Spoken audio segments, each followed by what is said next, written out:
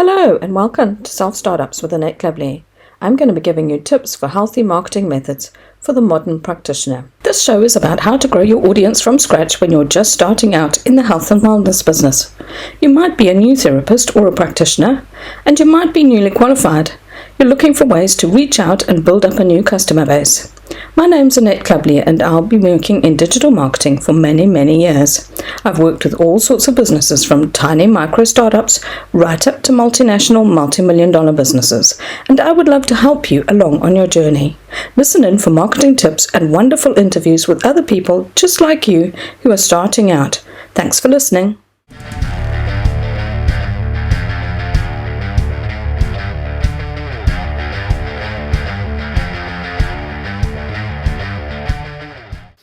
Hello and welcome to Self Startups with Annette Clubley. So today I'm going to be talking about done is better than perfect. And then I'm going to be talking in a little while to the lovely Katie Barron.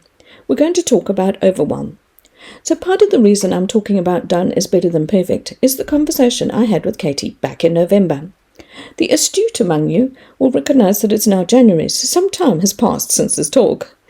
A lot of things got in my way, including Christmas and an illness. But part of it was me putting off the publishing of these talks while I chose the perfect platform and worked out the logistics. I think this is important to mention because I'm not perfect either.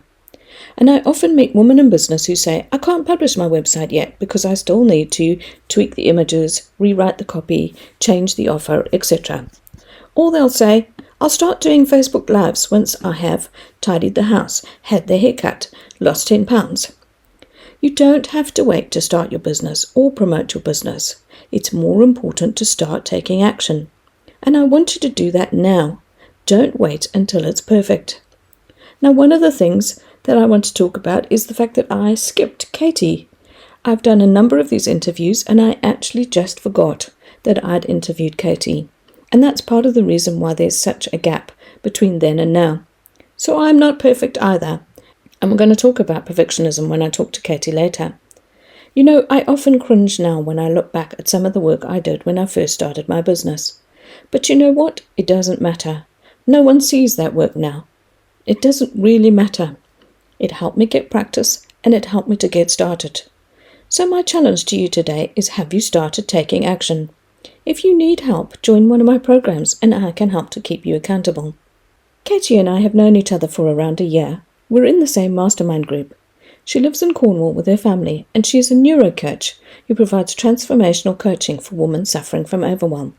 She runs a Facebook group, and has an app called Thrive to help you stop struggling and start living. It's a lovely conversation. Listen in.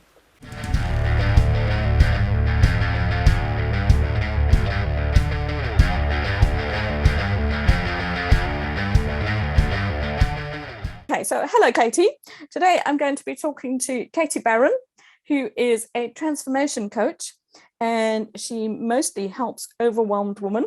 And I think there's got to be a lot of people listening who are overwhelmed and women, basically. Just about every woman I know is talking about how much they've got to do in the run up to Christmas and that kind of thing. So this is the time of year when we're all feeling it. Yeah, really stressful.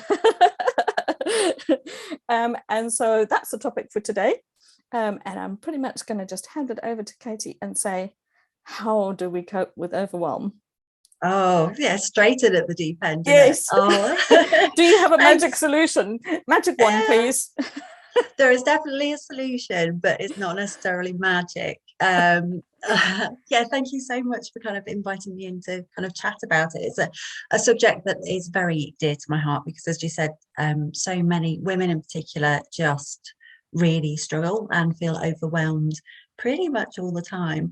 And as you said, the run up to Christmas is just a massive trigger for many of us, just because it feels we've got more to do. You know, we are told that we can have it all, but I think for the majority of us, we feel like we're doing it all. Yes. And it's all that stuff, like it's the end of the school year, so there's a lot of events going on. Yes. There's, but you've still got the normal run of the mill routine of the homework and, while you're trying to create the perfect Christmas for your family. And yes. Yeah. And that is one of the kind of the biggest issues, really, that level of perfectionism. I think you summed it up there about creating the perfect Christmas, and we put this complete pressure on ourselves to get it right, that it should be a certain way. And actually, that's one of the big mistakes we make with overwhelm, that we just actually are seeking this perfectionism all the time. And unfortunately, we live in an age where we've got social media, so we're bombarded by these photos and images, and we often follow people who are kind of not in our sphere at all, who've got these perfect lives, and they've got the tree up, and they're I've got a friend who is brilliant. She is just the most awesome woman, but her gifts, and we're talking, so we are like towards the end of November at the moment, her gifts will have been bought, wrapped and stored successfully. Her tree will be up by now. She has just got this level of perfectionism. And when we hold ourselves to that, actually, it's really, really corrosive. It actually puts more pressure on ourselves, and we feel even more overwhelmed, rather than just kind of going with the flow a little bit more. Do you think there's going to be an additional pressure this year because we didn't have Christmas last year? Yeah, and that's a really interesting one. I hear that all the time, on kind of like, because Christmas was cancelled last year. I'm willing to be proved wrong, but I'm yet to meet someone who didn't have some form of a Christmas celebration. But it's we build up this kind of story, and it's the news, and again, this adds to overwhelm about what we listen to and the fuel we put in our brain. So I do a stress workshop, and I talk about fueling your brain. Well, if you're listening to the news or kind of looking at social media that's telling you all the time, we've got to make it right because we didn't have Christmas last year, it puts that extra kind of pressure on that we don't need to be doing. We almost kind of open ourselves up to setting us up for failure. So another kind of key one that I always tell people, one of the biggest mistakes we have, if you have it doesn't matter whether you're overwhelmed or not, if you have a to-do list that resembles, can you remember the Andrex puppy used to run off with a toilet roll, the length of toilet roll? Or for anybody who has a kind of a young child, so I've got, my youngest is 9, anybody whose to-do list is like a 9-year-old's Christmas list, or the Andrex toilet roll, because we've got so much to do, it's just the worst possible thing that you can do for your brain and your sense of overwhelm, because you start the day thinking, I've got so much to do. It actually stops you from getting on with anything, because it just feels so much that we have to do in this massive, great big list. So top tip is always rule of 3. You only want 3 things on your list, your to-do list. Now, again, one of the workshops that I was delivering, there was a lady there who felt really positive. She's a parent carer. She has an awful lot to do in terms of managing her child's kind of well-being, medication, doctor's appointments, etc. And she would write everything down on a Sunday. She felt so prepared because she'd got the whole week planned and sorted. And she heard me say, just 3 things on your list for the day, because it moves you from feeling, I can't possibly do this, to I can do this. And so you feel successful. And she said she found it so difficult, so challenging.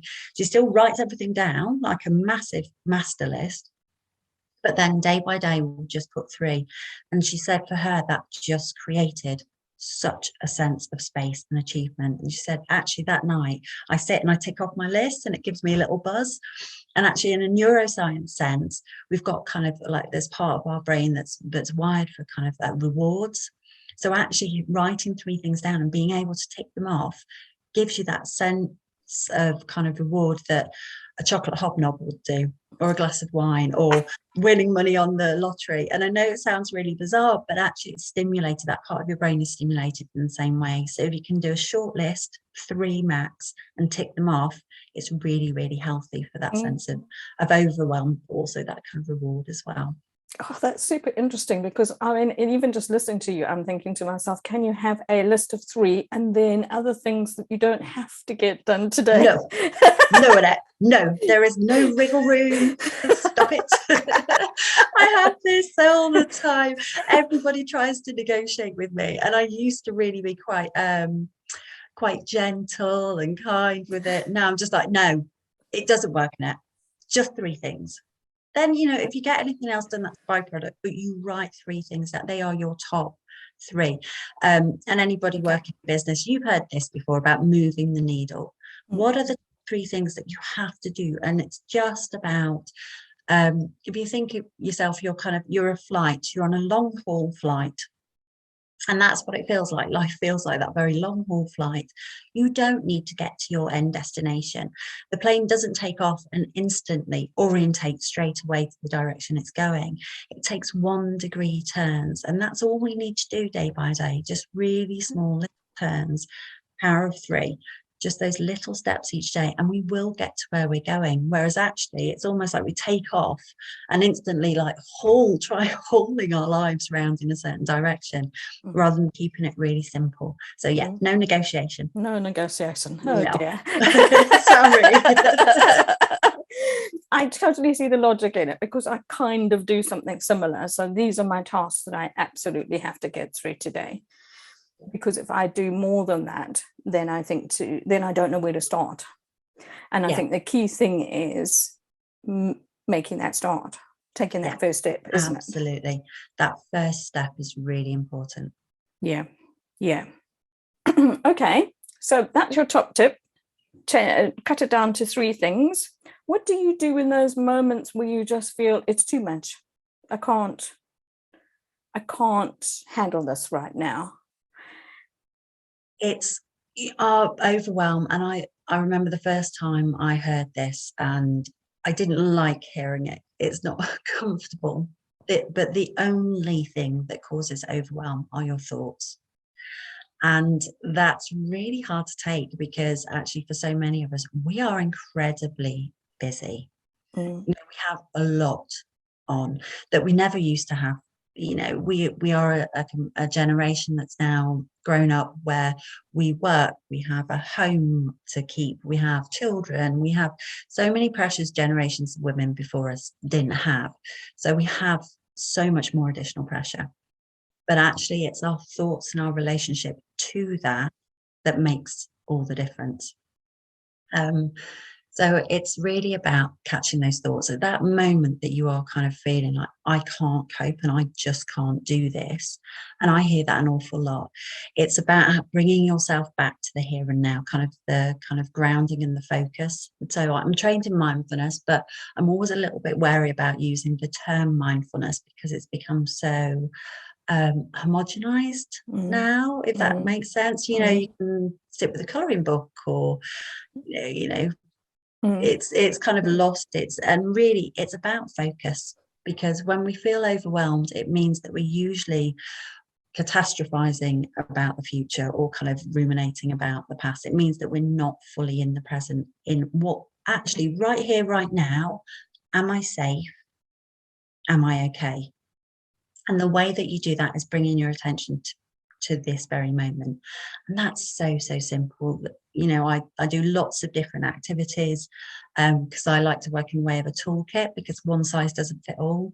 There's lots of ways you can do that, but really it's about your senses.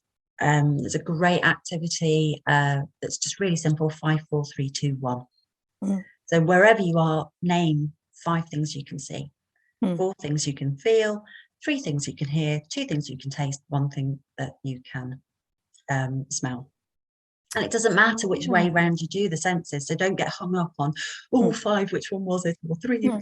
It doesn't. You just work through your senses, because all that does is it brings your brain back online. Because when you feel overwhelmed, it's almost like the thinking part of your brain has kind of flipped its lid, or kind of left the building. The more and more stressed you get, you're kind of in an emotional state. But when you run through your senses, it's almost like you're bringing your brain back to the here and now. The other one is breathing. Breathing's really important, and I don't do that with a and breathe. Although my kids actually know that now. When they get stressed out, I'm like, and breathe. Breathe, because we don't breathe properly. We kind of breathe in a very shallow way as adults. And anybody who's seen a baby in their nappy in the cot will remember seeing their tummies swell and contract. And we forget to do that. And once you start just bringing your attention to your breathing, where you breathe deeply and your stomach swells and your chest rises, and then your stomach contracts and your chest falls. And it's just that 2-part breathing, and it helps put your hands on your abdomen and your chest to do it, to feel it. But it actually, your body is then sending a signal to your brain to say, you're not stressed, you're here, you're fine, you can't possibly be under threat. Because everything, we're wired the way we were when we were kind of Neanderthal men and women. Yeah. Our brains still In real function that danger. way. So, a shirty email from your boss, or somebody not liking your social media post, or your kids not getting ready for school on time, all trigger our brains in the same way as that kind of mortal stressor that we would have been killed by a saber-toothed tiger. Our brains react in the same way. So we just need to send it those signals. And those signals are really good. Bring your mind to your senses, or deep breathing. And then it just helps reduce that sense of overwhelm, because it then helps you to go, actually, at this moment, I'm okay. It's not the end of the world. And yes, I feel I can't cope, but I'll go back to my list of 3 and just taking that next step. It just helps bring your brain back online. I really like the simplicity of that, like just bringing yourself back to, am I safe right now? Because, 90% of the time, probably 99% of the time, you are safe right now. It's fine. And then that brings you, as you say, back to the moment, and then you can take a step forward from there, instead of just, going, basically. Yeah, totally. Yeah. And then using those, you could use those exercises as well, but you could just as simply just stop yourself and go, am I safe right now? I'm safe right now. Yeah. And even when you think, I can't cope, it's like, okay, I can't cope, but am I safe right now? Is everything okay? And once you do that, it intercepts those kind of runaway thoughts. Absolutely. Okay, well, I could talk to you all day, I think. I think we could make this a multi-episode. Unpicking it all. I'd spend days in it. Absolutely.